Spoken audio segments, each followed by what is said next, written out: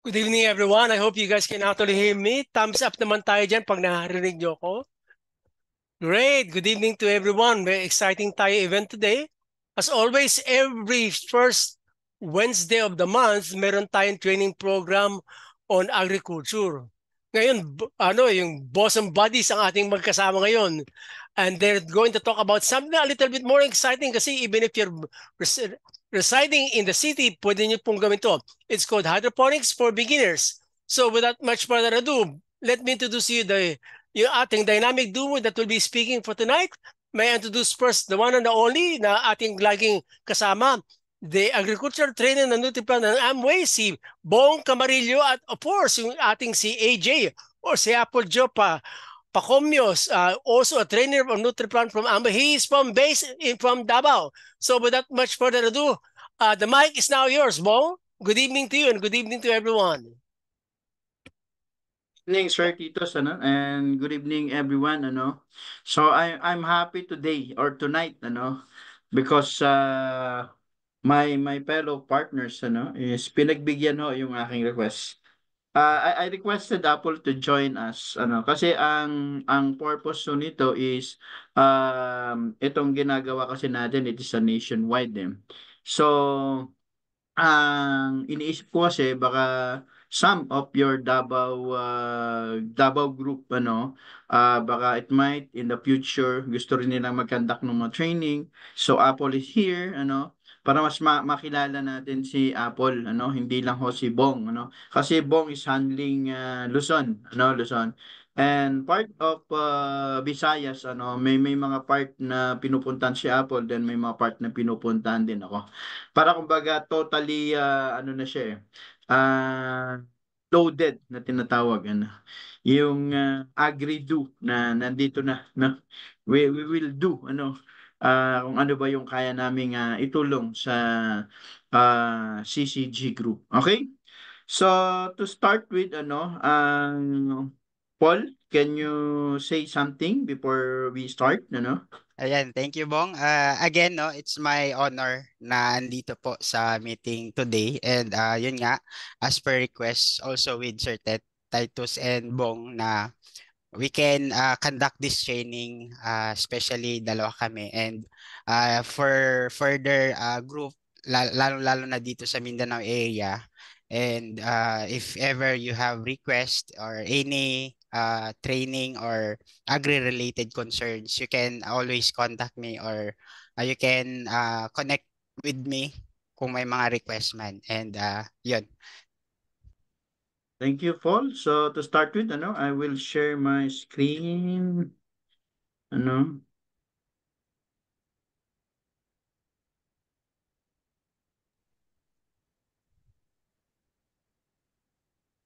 So ayan, kita na po ba yung screen? Yeah. Okay, thank you. So for this time, so Apple will be the one to discuss the first part of the hydrophonic and the second part will be me. Okay? So Paul, go ahead. Ayan. Again, once again, thank you, Bong, and thank you for inviting me here.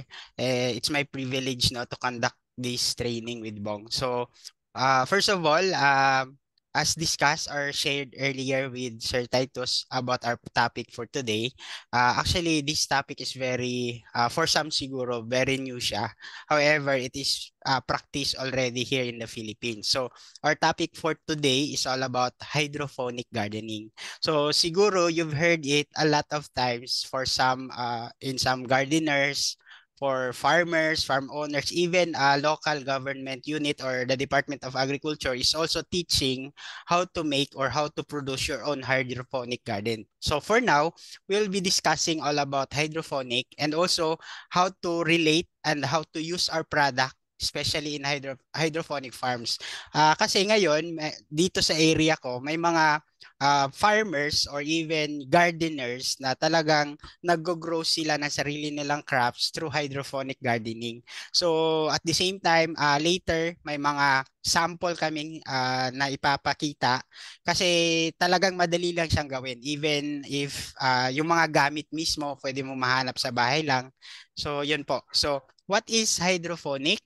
Ayan. So the process or method of growing plants in sand, gravel, or liquid with added nutrient but without soil is called hydroponics. So again, ito pong klaseng farming technique na to is it involves also yung pagtatanim, syempre yung plant, yung medium na patubuan ng halaman, tapos in-incorporate nila yung water. So pag sinabing hydroponic kasi, it is a type of horticulture. So when we say horticulture, it is a branch of agriculture that deals with mainly vegetable crops or garden crops like fruits, vegetables, and other ornamental plants. So through using hydroponic gardening, hydroponic flowers such as herbs, vegetables are planted in inert growing media and supply with nutrient-rich solution, oxygen, and water. So normally kasi, pag sinabing farming or magtatanim, talagang direct sa soil. Ito naman po is nagtatanim ka pero using water. 'Di ba? So yun po yung hydroponic garden. And also, where does the hydroponic come from? So the word hydroponic derives from Greek word hydro, which means water, and ponos meaning labor. So literally, it means water working. So it evolves, especially for plant, it evolves around using or utilizing the nutrient content na naandun na sa tubig. And for the next, a little bit history lang about hydroponic gardening. Actually, hindi siya bago, yun nga.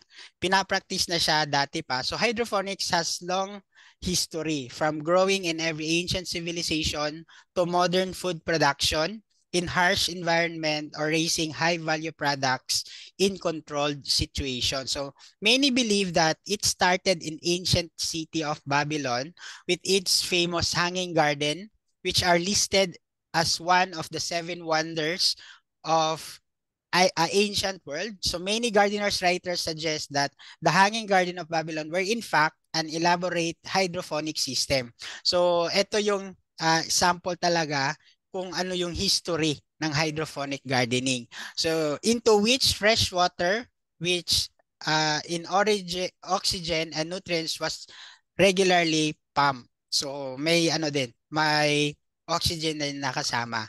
So now, let's continue, no? What are the benefit? Ano po yung mga benefit na nakukuha or makukuha natin in growing or having your own hydroponic garden? So first is yung better growth rate. So for plant, unang-unang benefit na nakukuha ng halaman is maganda yung tubo. Okay, so better growth rate, it's because the plant roots directly contact with the nutrients rather than searching the food in the soil. So again, yung ugat or yung root system ng halaman is submerged siya sa tubig, which is yung water po is added na with nutrient or nutrient solution, na yung water. So hence yung root mismo, mas direct contact niya or direct contact yung absorption ng nutrients needed, especially in growing or in especially in growth stage or growing ng halaman. So all of these energies will be instead consumed in its growth and in producing fruits and flowers. Kasi normally sa plant, especially pag natanim natin sa sand or sa soil mismo, before niya ma-absorb yung nutrient na nasa soil, nag-exert pa yan siya ng energy. Whereas, in growing hydroponic, mas madali na yung absorption since yung nutrient is added na dun sa tubig na nag-circulate dun sa system. So, mas mabilis yung absorption ng nutrient, mas better yung growth ng halaman. Okay, so yan po yung first. Another benefit ng hydroponic is it saves you water. So bakit? Because the method uses only 10% water in comparison to soil agriculture because of its efficient circulated system. So again, yung tubig po na ilalagay natin from the start, yun na po yung gagamitin ng halaman hanggang umabot siya up to harvest or reproductive stage. So mas lesser yung water na nagagamit, it's because nakastack lang siya and then nagsi-circulate siya dun sa system. Unlike dun sa tinatanim direct sa soil or sa large scale area na talagang kailangan mo siyang diligan. So syempre yung excess na tubig na dinidilig natin, so yun na yung considered as waste, 'di ba? So mas tipid siya. And also hydroponic plants get the sufficient water while the runoff ones are captured back into the system. So again, they are using also yung pump na tinatawag, no? So they are pumping the water. So magsi-circulate siya around the hydroponic system, distributing all the nutrients needed by the plant. And also, the excess water will we go back to the reservoir para hindi siya masayang. Okay?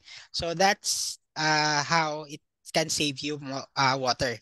And then another benefit naman po is soil not needed. So again, as mentioned by Sir Titus earlier, even if you have or you are in urban areas or cities, so you can actually make or do this hydroponic gardening. So soil not needed because grow crops anywhere, whether in arable or heavily contaminated places. It saves lands by growing plants in convenient location like large-scale indoor garden house or even your apartment. So you can grow kahit na dalawa or yung mga plastic containers or even yung mga styro, you can use that as parang lalagyan for your hydroponic garden. Okay? And then another benefit, effective use of nutrient. Okay? So mas maganda, mas effective yung mga nutrient or kumbaga efficient yung mga nutrient na binibigay or ni-introduce natin sa halaman since mas maganda yung absorption ng tanim. So if effective use of nutrients, all nutrients are added into the solution. And you are 100% controlling giving the specific amount of food or nutrient that the plant needs. Unlike sa soil, nutrients are not lost because they are held in a reservoir. So meaning, yung ina-add natin na mga nutrients dun sa tubig, talagang nakakonfine lang siya doon. At the same time, nagagamit talaga effectively ng halaman.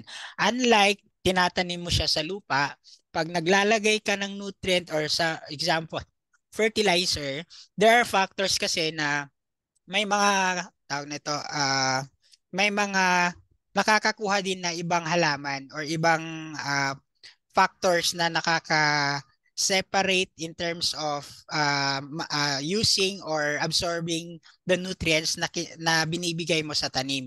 For example, if yung areas natin is may mga damo, so yung soil is hindi maganda yung quality, so those are the factors kung bakit hindi siya totally 100% na-absorb ng plant. So mas maganda yung nutrients, lalong-lalo na kung gagamit tayo ng hydroponic way of farming.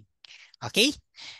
And to continue, no, so what are the components of hydroponic? Pag sinabing hydroponic, ano ba yung mga components, ano yung mga kailangan, especially if lalo na kung kung newly lang or beginner ka pa lang, ano ba yung mga needed?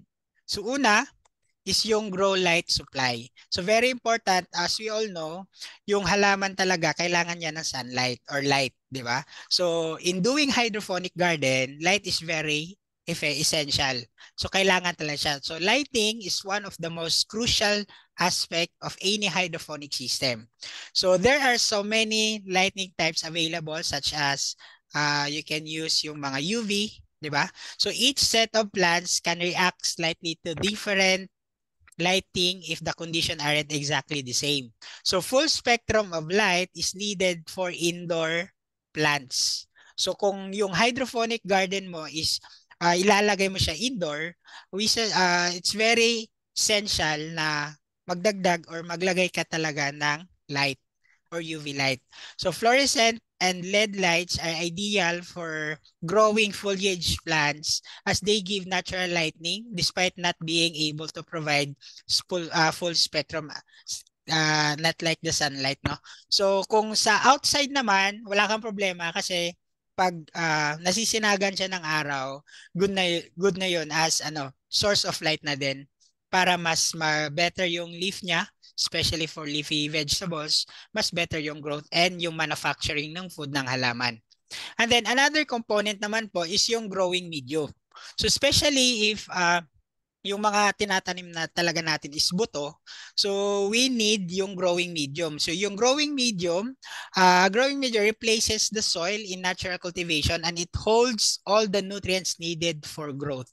Ito yung lalagyan natin ng planting material or yung seeds. Okay? So common mediums include yung rock wool or expanded clay and expanded clay. Yung rock wool actually nabibili siya. May mga nabibili online. Ito po is parang naka flat sheet na siya na may mga butas. So doon nyo po lalagay yung seed. And then also, they can provide more advantage as compared to other mediums. However, there are many hydroponic gardeners na gumagamit din ng sand, yung gravel. Kasi yung sand or gravel kasi mas madali siyang mag-drain ng tubig. So very important sa hydroponic na yung gagamitin nating medium hindi siya yung parang nag-a-absorb ng tubig kasi minsan yan yung cause na nalalanta or nade-decay or namamatay yung seeds or yung plant. Also, you can use coconut fiber, coco peat, and yung carbonized rice hull. So those are the growing medium na applicable for hydroponic garden. And another component naman is yung tinatawag na nutrient solution. So kanina nabanggit ko po about nutrient solution. So the nutrient solution is responsible for holding all the necessary nutrients required by the plants. So eto na po yung ilalagay natin na nutrients dun mismo sa water.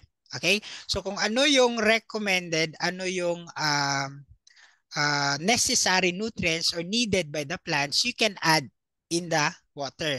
So the solution is simply water plus the nutrients which will be held by a reservoir. The solution should be water soluble with minimal residue. Okay? Hindi yung pag na-add mo yung nutrient solution, nagsasubmerge na siya sa ilalim. Okay? So at least soluble siya sa water para pag nag-start ka na ng pumping ng nutrient solution, evenly distributed siya dun sa system ng hydroponic. So for sure, nakakakuha or makakakuha ng nutrient yung halaman natin, 'di ba? So for our agriculture product, we always recommend NutriPlant SL as nutrient solution. So again, NutriPlant SL is a seed treatment products which is liquid form siya.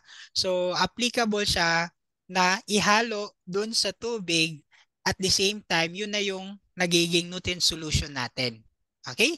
So yun po yung pinaka-key, especially if you are planning or you are having or you have your hydroponic garden na para mas mabilis yung pag-ugat or pag-produce ng root ng halaman and also mas better yung shoot and leaf development.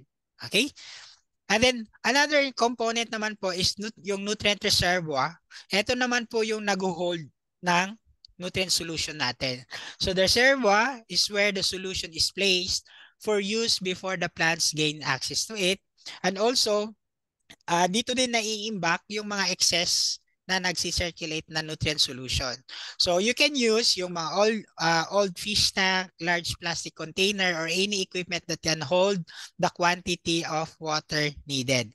Strong plastic is highly recommended as it is also easy to clean and maintain to anyone, even beginner in hydroponics. So mas maganda yung magandang quality ng plastic na hindi siya madaling siguro yung sa tagal ng panahon or naabot na siya ng ilang months, hindi siya madaling nasisira.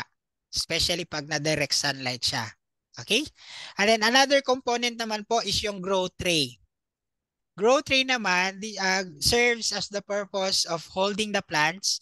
The plants are grown in the grow tray, transferred or referred to us as grow chamber. So ito yung parang kung sa palang seedling tray siya, doon mo papatubo muna yung halaman mo. Pag ready na siya na pwedeng ilagay doon sa permanent container sa hydroponic system, so that's the time na pwede mo siya i-transfer. So others will use pots, especially the small scale cultivation. This will vary also depending on the type of hydroponic system. So depende po siya sa hydroponic system na gagawin natin. So yan. And also another, no, ito po yung pump. So if you are planning to make nutrient film technology na hydroponic, na it includes water pump para nagsi-circulate na lang siya and naka-time na siya, no? So you can use this device or pump. So a pump serves as the purpose of pumping the water from the reservoir. Its key purpose also is to oxygenate the water and prevent algae growth in the reservoir. So aside from ito yung nagsi-circulate, tumutulong para ma-circulate yung nutrient solution, yung pump din tumutulong siya na mag-oxygenate yung water. Kasi sa halaman, need din, or sa root mismo, need din yan ng oxygen.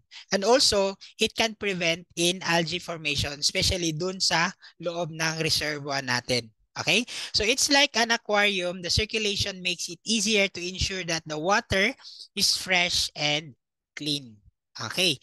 And then another component naman is yung air stone. So ito po, it is highly recommended as it serves the purpose of adding oxygen into the nutrient solution. So aside sa pump, kung mapapansin nyo, for some, yung sa mga fish tank or mga aquarium, naglalagay sila ng air stone to enhance oxygen content dun sa water. So oxygen is required even from traditional cultivation to help facilitate especially germination and overall healthy growth ng halaman. So those are the components needed if you are planning to make your own hydroponic garden. So later, may mga samples din kami na ano ba yung mga simple way lang to make an hydroponic garden. Okay? So to add, these are the types of hydroponic garden na you can choose or you're planning to make. So ito po yung pwede nating choices. Una, yung wick system. So this system is very very practical, especially if you are house o nasa bahay lang. So ito po, this is the simplest type of hydroponic system. It is notable for not using aerators, pumps, or any electricity. And also, it doesn't require the use of electricity. So as you can see, sa picture na makikita nyo sa screen, yung soda bottle, nakat lang niya sa ibabaw, no? Sa half. Tapos binaliktad niya, nilagyan niya ng mga sand, gravel, or yung stone. Tapos nilagyan niya ng planting material or yung cuttings ng aglonema or ornamental. So yung main base ng halaman, nakasubmerge siya sa tubig para yung node na nasubmerge sa tubig, yan yung magproproduce ng root. So that's the simplest way of hydroponic system, yung wick system. Another sample naman or types of hydroponic is yung tinatawag nating deep water culture. So also, this is an active recovery hydroponic system. So it works by hanging a net pot with plants held by floating styrofoam or styrofoam platform so that the roots are submerged with the water, with the nutrient solution. So ito, very common din siya and very easy to make because kailangan mo lang ng container na lalagyan ng nutrient solution. Tapos tatakpan mo siya ng styrofoam. Yan, styrofoam na may mga butas. First, be sure na yung halaman, siguro mga half nung niya, nung cup or yung lalagyan ng halaman, nakasubmerge siya sa tubig para mas na-absorb pa din ng root ng halaman yung nasa nutrient solution. So deep water culture, talagang styro box lang siya. Minsan, ang iba ginagamit nila yung sa mga fruit stand, yung lalagyan ng mga grapes or ubas. So yun po yung ginagamit nila as container, and also yung takip niya na styro lagyan mo lang ng butas, pwede mo nang lagyan ng plants or any crops na gusto mong i-hydroponic garden. And another tip lang, no, if gagamit tayo ng ganito, be sure na dapat sealed yung gilid kasi minsan pag open siya, mas ma-prone siya sa bahayan ng mga lamok or any contamination. So be sure na nakaseal lang. Pwede nating lagyan ng ng tape or yung mga duct tape ganun. So yan po yung deep water culture. Another type of hydroponic naman is yung ebb and flow or flood and drain. So dito naman, nag-introduce or sinasama na natin yung pump. So this type of hydroponic works by using a timer to set the pump to pull the nutrient from the reservoir to the growth tray periodically. So after the nutrient surrounds plants roots, it drains back to the system. So eto na yung mga nakikita nating minsan may mga nagbebenta ng ganitong system, no? So it involves using the pump. So by setting the time, you can clock it para ma-circulate yung nutrient solution dun sa container na may halaman, and yung excess na nutrient solution babalik lang siya dun sa reservoir natin. So at least timing na siya, and also yung distribution ng nutrients na siya, naka-set na talaga. So yun po yung isang type, also yung ebb and flow or flood and drain. Another naman yung drip system. So for some, ito yung mga ginagamit especially if gusto mong i-individual talaga. So yung drip system naman, this is an easy to use hydroponic system that can be quickly altered from different types of plants, which makes this great system for any grower who plans to make regular changes. So yung drip system, may naka-individual hose siya per plant. Ito po normally pag may greenhouse yung hydroponic system mo, pwede kang gumawa or you can use this type of system, yung drip system. The nutrient solution also is added dun na sa hose mismo, and naka-time na siya pag gusto mong mag water or fertilize, you can open para at least ma-distribute na siya evenly dun sa plant na ginawa or tinanim natin sa hydroponic system. Minsan nga, may tinatawag din tayong drip irrigation. So, drip system or hydroponic way, nag-a-add tayo ng tubig or water at the same time with added nutrients na siya doon sa solution. Okay? And another sample or types of hydroponic is yung tinatawag na nutrient film technology or NFT. So NFT, this is a simple design but is widely used because of how well scaled to a variety of different applications. When you use one of these systems, the nutrient solution is placed into a large reservoir. NFT actually is just the same with ebb and flow, no? So ito po, it involves also using a pump, and nagsi-circulate siya dun sa system natin. So by adding yung simple design nito, ito yung mga normally ginagamit na pag gusto mo maramihan or malaking area ng hydroponic garden. So you can use this NFT. And for our last hydroponic or type of hydroponic is yung tinatawag nating aerophonic system or vertical hydroponic. So aerophonic naman po, this is an easy to understand but somewhat difficult to build. So there are some na nagbebenta talaga ng ganitong system, no? Pero if you can build this, siguro kailangan natin ng mga materials talaga specifically for this type of hydroponic system. So with this type of system also, the plants that you wish to grow will be suspended in air. So a couple of mist nozzle are positioned below the plants. So the mist nozzle are connected directly to the water pump. So as you can see sa photo, yung black po na container, yan na yung reservoir ng solution. So sa gitna, may malaking tube yan siya na nakasegregate yung mga pocket.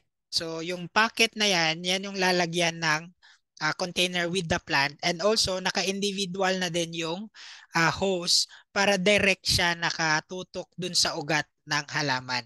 So ang kagandahan nito, mas nakaka-utilize ka ng space, especially if you are in urban area. So kung may konting space ka, you can try or you can check with this type of hydroponic garden. Okay, so that's our types of hydroponic system. So now, what are the steps on starting hydroponic garden? So ano yung mga kailangan na gagawin natin pag gusto nating mag-start ng hydroponic? Unang-una, choosing the plant and start with the right seeds. So very important po na dapat kung ano yung gusto nating halaman, yun yung itatanim natin. And also, dapat tama yung planting material. So, you have to decide on what plant you would like to grow. This decision will help you determine on what type of hydroponic system you should use, the lighting, and also the amount of space you will need.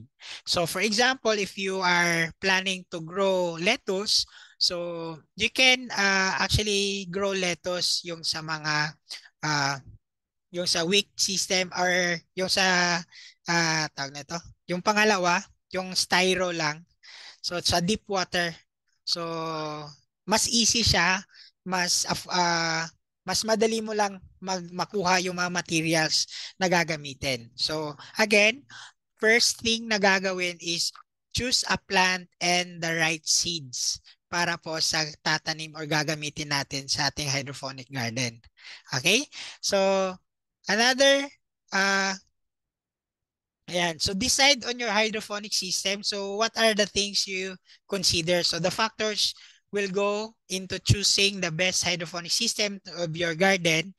So, unang-una, mas i-consider natin yung space, amount of space, yung type of plants na tatanim, especially yung budget natin, kung gusto natin ng nakikita or yung materials is makukuha mo lang sa bahay, or kung may budget ka naman, you can order or buy yung full system talaga ng hydroponic, and also the amount you want to grow. So kung gaano ba kadami, gaano kalaki yung hydroponic system na gagawin ninyo. Okay? And also, choose the light source. So, in choosing the light source, proper lighting is a major factor in the success of your hydroponic garden. So, some things you need to consider when choosing your hydroponic grow light. So, unang-una, yung cost na makukuha in selecting or choosing your hydroponic garden, yung light intensity, kung gaano kalakas, light spectrum, and then yung coverage area. And if you're planning na outdoor or naka-greenhouse lang, so sunlight will be used, and mas mas practical na din siya. Okay? And then also, choosing a hydroponic grow medium. So choose hydroponic grow medium, you need to determine what type of grow medium. So again, as mentioned earlier, no, yung growth medium po natin, yung mga rock wool, sand, gravel, coco peat, you can use that one. So kung ano yung available sa inyo, and if yung may budget naman kayo, you can purchase or buy yung mga talagang ginagamit na sa hydroponic farming. So this type of grow medium you use depends on what type also of plants you will grow and what type of hydroponic system you will be using. Okay? And another is hydroponic nutrients. Ano yung nutrients na gagamitin natin? So there are different nutrients that can be added to boost the growth rate of your plants, their size and size and quality. This can also make your plants grow stronger and less susceptible to diseases. So again, the nutrients you add dun sa nutrient solution will be used by the plant. So the more or the more accurate, the more efficient nutrient yung mga ilalagay natin sa water, mas magandang effect yun or benefit yun for plant na itatanim dun sa hydroponic system. Okay? And another is yung start your own system. So put water in the system and let it run. For sure everything is working properly. This is important part to coach or to catch leaks and check as soon as possible. So before starting your system, pwede mo siyang run yung tubig, and then you can check if may mga leaks ba, proper ba yung pumping ng tubig, lahat ba na equally distributed dun sa mga compartments ng hydroponic system. And then by that, you can start your own, or you can make your own hydroponic garden. Okay? So again, later no, may mga samples tayo na ipapakita. And then this will be discussed by Bong. So Bong?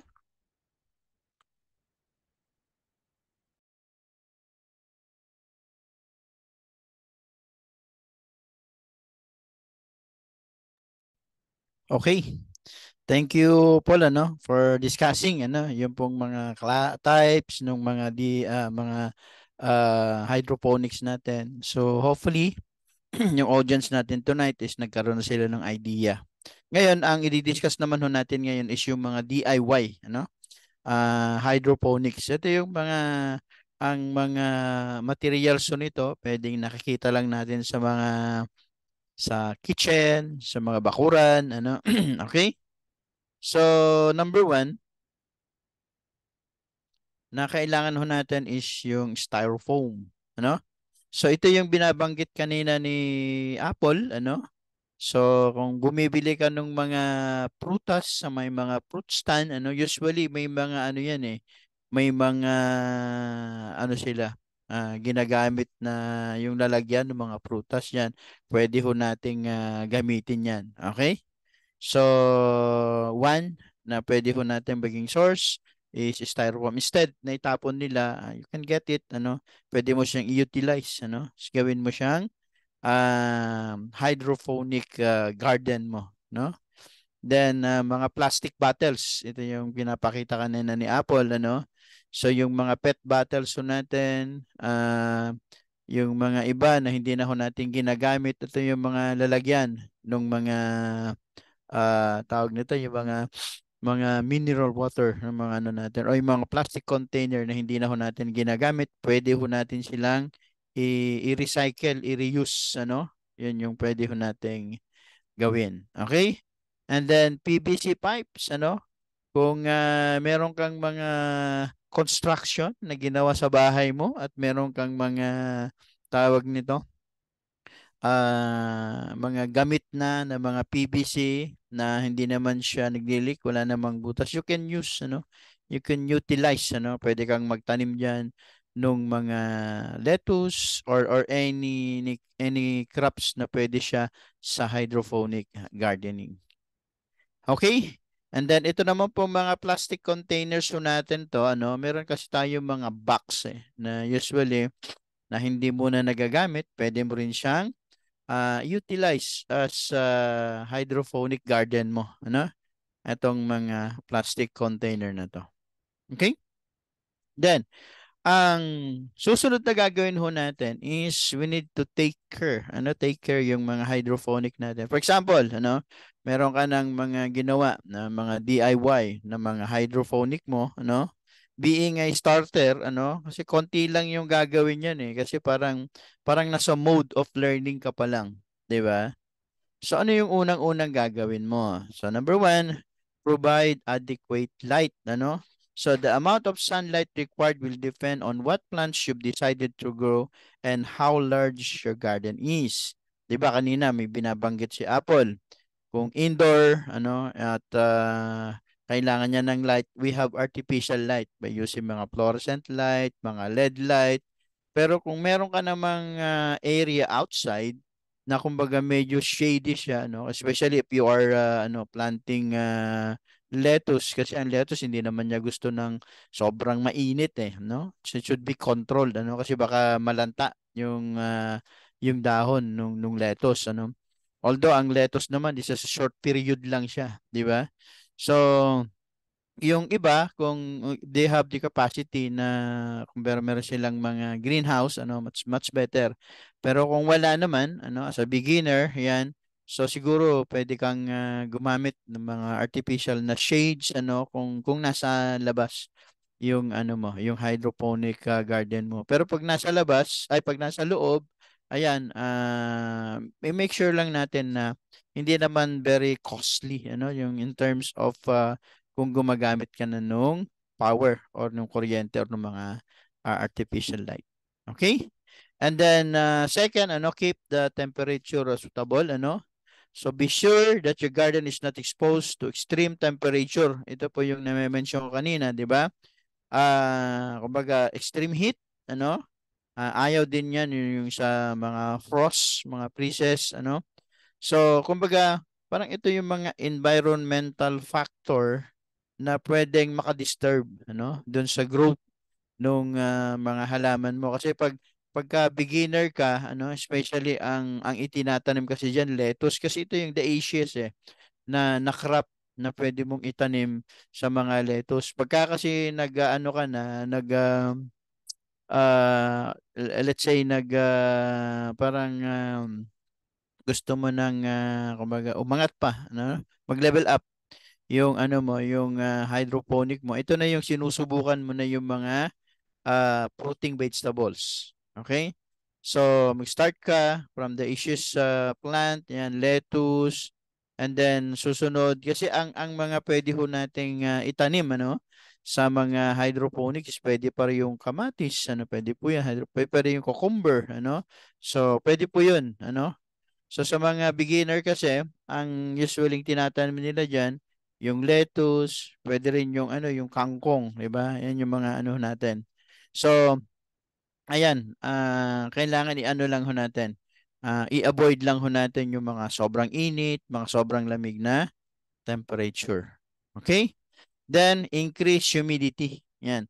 So, garden plants survive generally higher humidity than most indoor location. So, if you use drip tray with your plants, that will also help increase the humidity. Okay? So, importante din po yun. I-consider din ho natin yung tinatawag ho nating humidity. Okay? And then, next is keep the nutrient solution clean. Ayan. So, when nutrient solution look cloudy, or translucent, it should be discarded and the reservoir should be clean and refilled.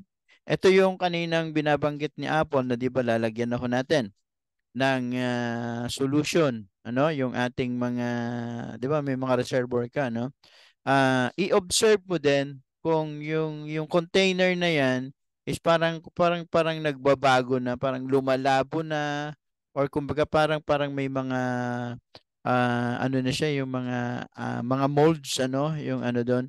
So you need also to replace, once in a while yung mga hindi sabihin yan na parang naandun na yung nutrient is kumbaga iba na yung kulay, marami ng mga algae, mga molds. So kailangan din ho nating linisin, yung mga reservoir ho natin. Okay? Para yung kumbaga yung solution ho natin is talagang palaging fresh. Okay? Yun po yung kailangan ho natin gawin. And then next is avoid overfeeding. Okay? So meaning adding too much fertilizer to the growing medium can inadvertently burn roots and damage plant. Okay. Ito minsan yung magiging parang nami-miss concept nung kumbaga parang karon ng yung mga natin, parang mas maraming ina-add nating mga fertilizer or nutrient solution dun sa mga ho natin, sa mga medium solution ho natin is parang ang alam natin mas nagiging maganda. So no, so dapat ho nating maging balance din, yung mo, yung nilalagay mo dun. So wag ho tayo mag-overfeed. Kasi sometimes baka yung expectation natin na mabilis lumaki yung mga halaman natin, masira pa yung mga tanim ho natin. Okay? Especially yung tinatawag ho nating na nasusunog or nasisira yung ugat ng mga halaman ho natin. Okay? And then right amount of water, the roots should always be wet, 'di ba? We have mga different types of mga hydroponics po. Ito po yung isang i-consider din ho natin. The roots should always be wet but never flooded to the point where they cannot breathe. So, ibig sabihin, Pag gumagawa ka ng hydroponic mo, hindi naman ho lahat yung ugat is nakababad, ano? Doon po sa tubig, ano? So dapat meron din siyang air space between nung sa tubig at saka nung pinakaugat nung halaman ho natin. Kasi kailangan din ng oxygen yung halaman ho natin. Okay? So yan, baka isang ano po 'yun, isang idea rin ho, ano? Baka kasi mamaya gagawa ka ng hydroponic mo, nilubog mo na lang lahat, 'di ba? So hindi na makahinga yung ugat ng halaman mo. Second, filtered water is cleanest and best for hydroponic, 'di ba? So baka mamaya may gumamit na nito ng ng tawag nito, e-spring water.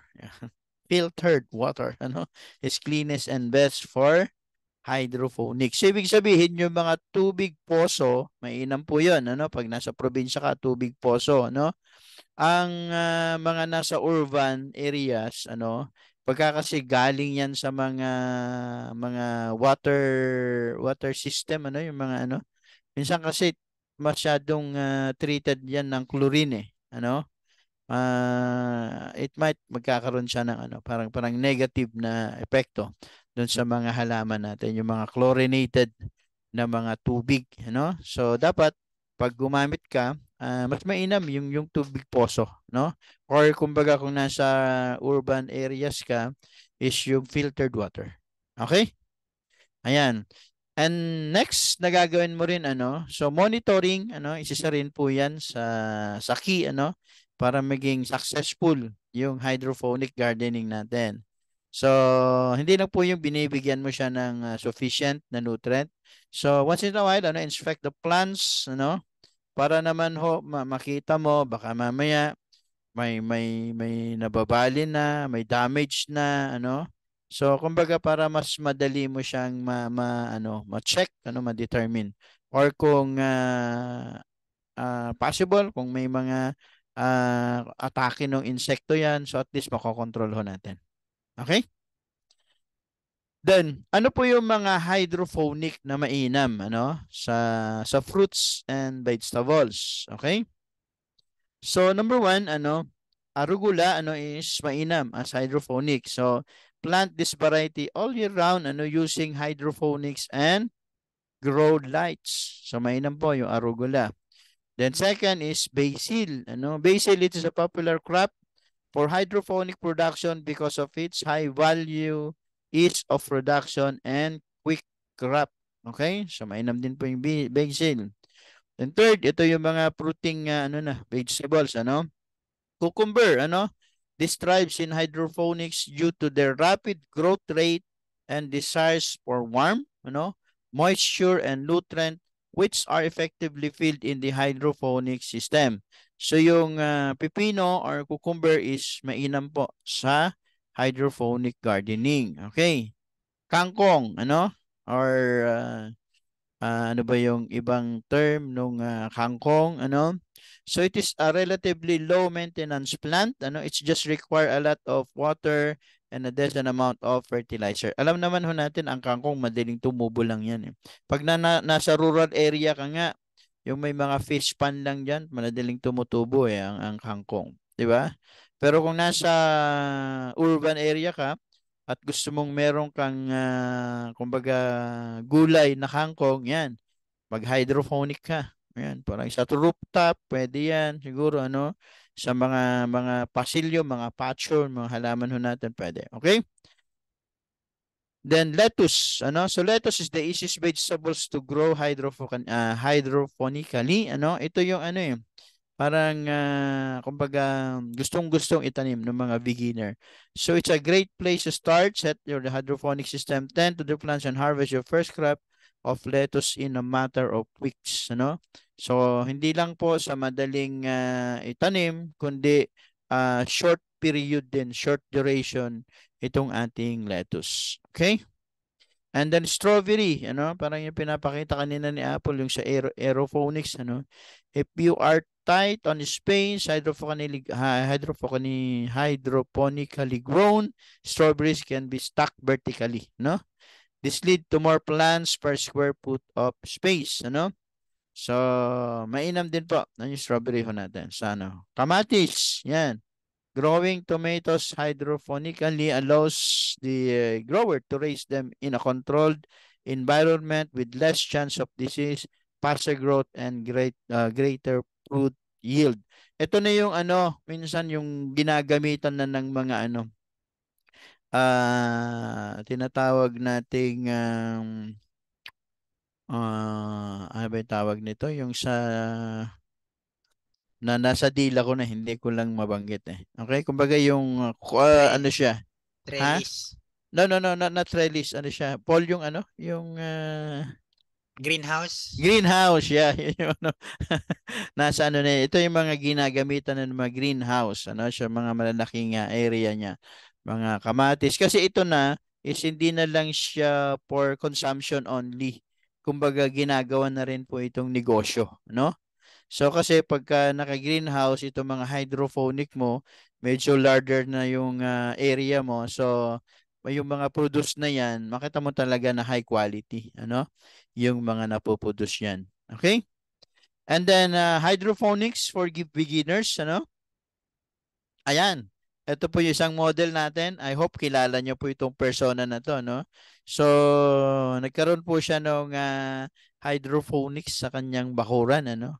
So, meron nga siyang mga artificial light. Hindi ko po alam kung ano to, kung LED light or ano eh. Okay? Ayan. So, ayan po yun. Nakakapag-produce po siya ng sarili niyang lettuce, ano? This was done or taken during ano to eh, yung mga pandemic time, no? Yan si Miss Lenny mismo, our country manager, ano? Isa po siya sa mga ano fanatics din ho natin sa hydroponics gardening. Okay? And then ito naman po yung supervisor ho natin, shop supervisor ho natin sa Davao, ano, is meron din ho siyang hydroponic na garden. Yan po yung ano, shinare po niya sa amin. Okay? And then, ito po yung mga ano, mga ginawa namin ni Apple before ano, na mga simpleng ano lang, simpleng hydroponic ano. Ito yung parang considered it weak system or either yung tip culture, ano? So, what's this ano? May sound kaya ito?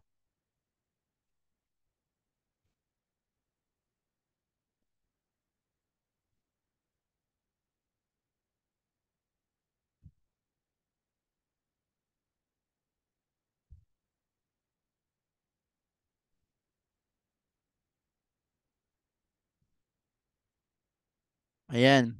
So, yung ginawa ko ho dito ano. So, yung parang yung balde na yan ano. So, yung nag-hold diyan yung styro ano. Tapos yung ginamit ko diyan, ito yung mga disposable na cup. Tapos meron ako yung carbonized rice hull, ano. Ito yung sa ipa na ginawang uling, ano, yan yung mga medium na pwede nating ano. So kamatis po ito, no. Yan yung 2 days after transplanting. Ito na po yung pang 8 days niya, ano, after transplanting. Kumbaga makita mo yung tubig sukat na sukat ano. Tapos yung kumbaga yung ano mo yung disposable cup talagang ano siya, meron siyang air space ano between dun sa hindi lang siya nakalapat dun mismo sa tubig ano. So may air space para pagka yung ugat pag lumaylay na siya ano, at least nakakakuha na siya ng nutrient and at the same time meron din siyang parang nakakuha din siya ng oxygen. Okay? And then ito yung pangalawa na ginawa ko, ito yung sinasabit lang ano.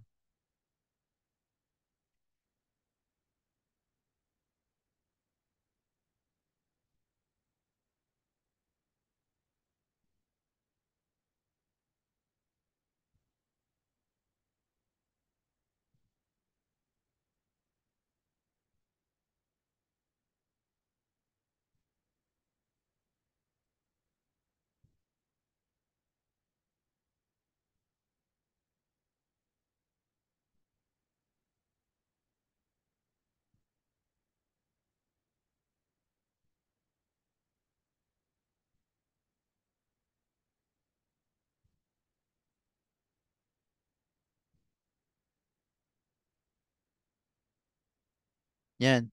Ito po yung ano, yung Malabars spinach, ano. Ito yung sa alugbati, ano. So, ang bilis na mag-ugat, ano, yung pagkaya yung ano mo. Parang kung nasa urban areas ka, gusto mong tanim or magkaroon ka ng gulay na alugbate, ano, yan, pwede ho yan. Sabit-sabit mo lang, ano, dun sa gilid-gilid ng bahay mo. Using that pet bottle, ano. Okay, ito naman po yung ginawa ni Apple, ano.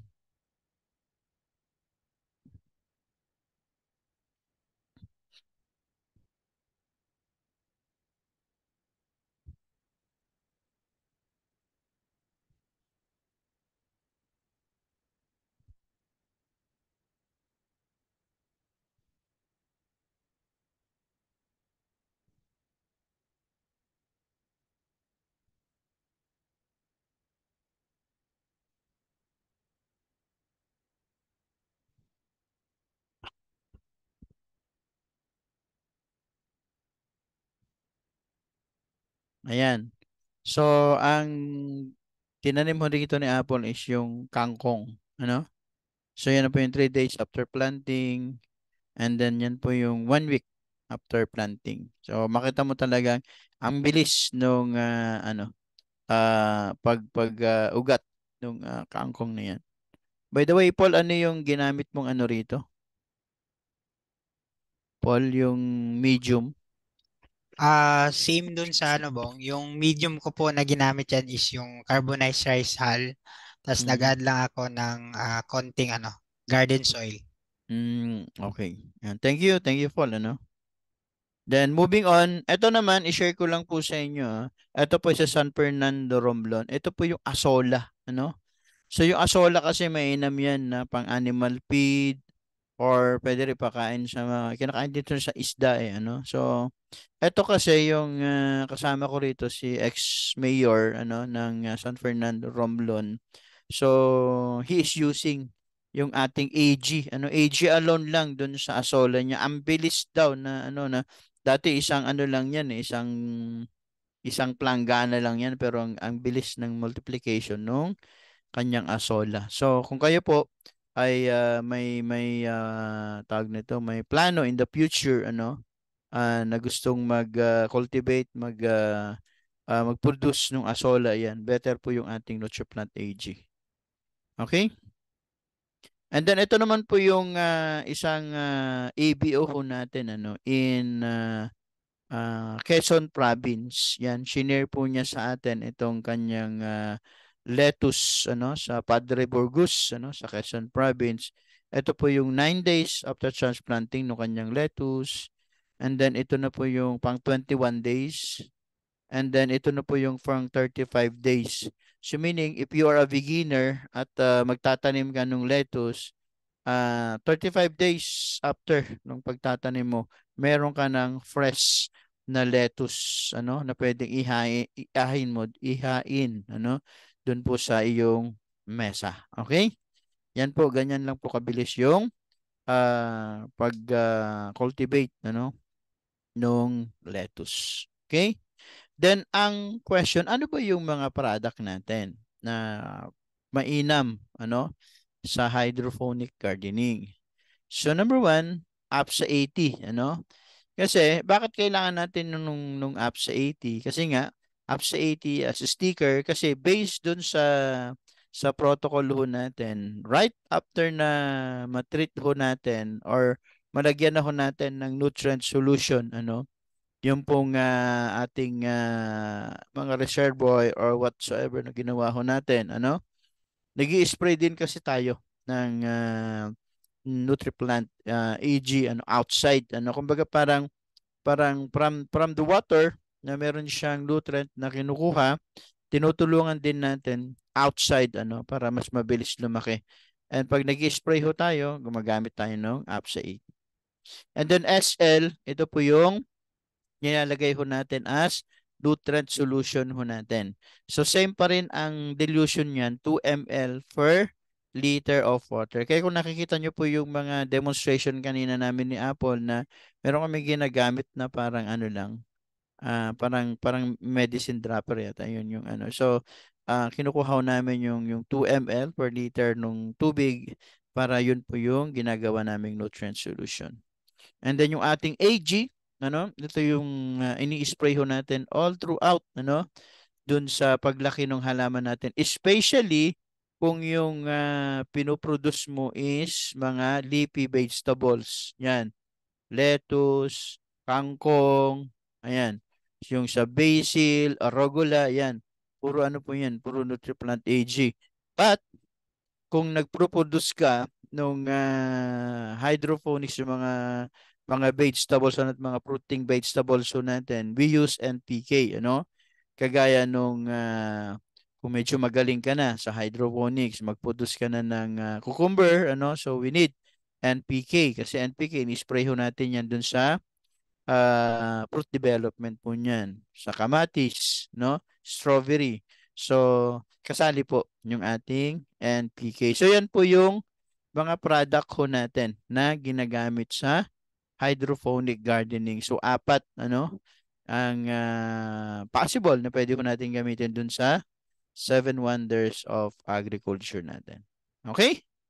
And that's it. That's the end of our presentation. So if you have question, please feel free to ask question. Maraming salamat, Bong, at maraming salamat din, Apple. So, marami tayong katanungan na nakatanong sa chat box, nasagot naman ni Apple. So, meron po kayong kapahabol. Ngayon na po yung pagkakataon nyo. Next time magtatanong kayo, may bayad na. So, ngayon po, puro libre po yan. So, marami po tayong nakikitang comments dito, pero nasagot po yung mga katanungan. Thank you so much, guys. Ulitin lang po natin na yung presentation materials will actually be made available do sa ating group chat.